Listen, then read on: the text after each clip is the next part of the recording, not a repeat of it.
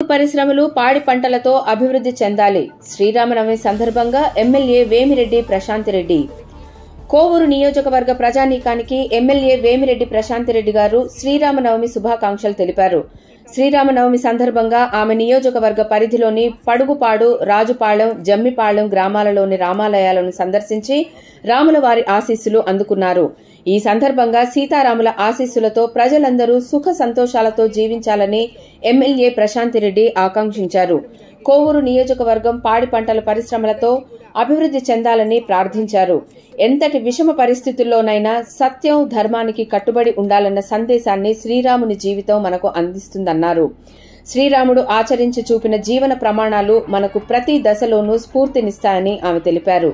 సీతారాముల ఆదర్శ జీవితం భారతీయ కుటుంబ ఔన్నత్యాన్ని చాటుతుందన్నారు.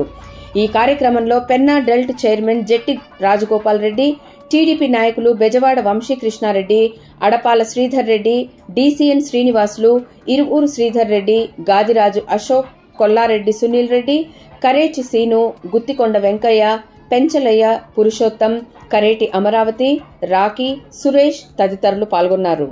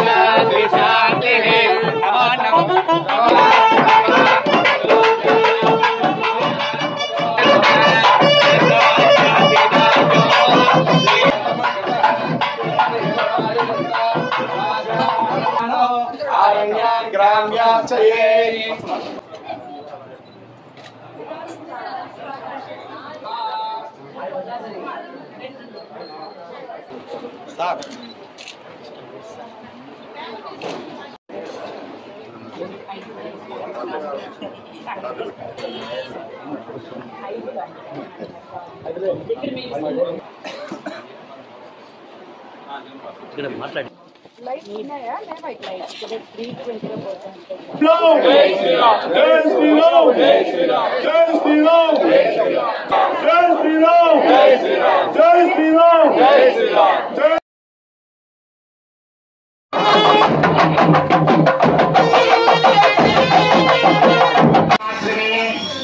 శ్రీరామనవమి పుట్టినరోజుని వివాహం జరిగిన సీతారాముల కళ్యాణం సకల శుభాలకు సోపానం మంగళకరమవు ఆ సంయోగం